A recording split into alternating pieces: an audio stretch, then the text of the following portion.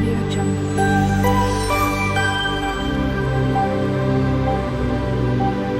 Audio Jungle. নমস্কার বন্ধুরা, সুপর্ণা হিচবি রান্নার চ্যানেলে আপনাদের সকলকে স্বাগত জানাই। আজকে আমি করে দেখাবো একটি শাকের রেসিপি। এগুলো হচ্ছে ডাঁটা শাক, যেগুলিকে আমি ভালো করে ধুয়ে ছাড়িয়ে রেখেছি। আমি ডাঁটা শাক দিয়ে চিংড়ি দিয়ে রেসিপিটি বানাবো, তাই এখানে মিডিয়াম সাইজের কতগুলি দেশি চিংড়ি নিয়েছি। এগুলো আমি ঝাড়িয়ে ভালো করে পরিষ্কার করে ধুয়ে রেখেছি। এদিকে শাকগুলিকেও আমি ছোটো ছোটো আকারে কেটে নিয়েছি। এবার কড়াইয়ে তেল দিয়ে তার মধ্যে একটু রাঁধুনি ও কালো জিরে ফোড়ন দিয়ে দেবো, আর কয়েকটি চেরা কাঁচা লঙ্কা। আপনারা আপনাদের ঝাল অনুযায়ী লঙ্কা দেবেন। আমি যেহেতু ঝালটা একটু বেশি খাই বা আমার বাড়ির সকলে বেশি খাই, তাই আমি একটু বেশি দিয়েছি। এবার এর মধ্যে ছাড়িয়ে রাখা চিংড়ি মাছগুলি হলুদ ও নুন দিয়ে ভেজে নেব।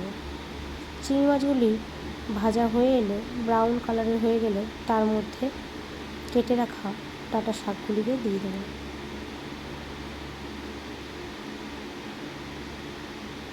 ডাঁটা শাকগুলি দিয়ে চিংড়ি মাছগুলির সঙ্গে ভালো করে নেড়ে চেড়ে শাকগুলিকে ভেজে নেব।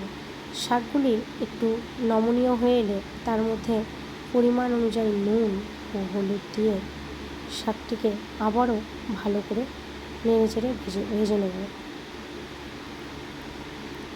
শাকটি নরম হওয়ার জন্য একটি ঢাকনা দিয়ে ঢেকে দেব। গ্যাসের ফ্লেমটি একদম কমিয়ে দেব।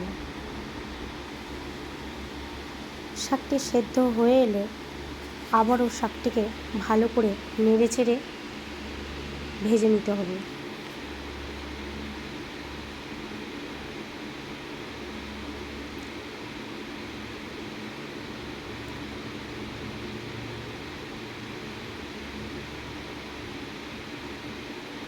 শাকটি ভালো করে নেড়ে চেড়ে ভেজে নিতে হবে।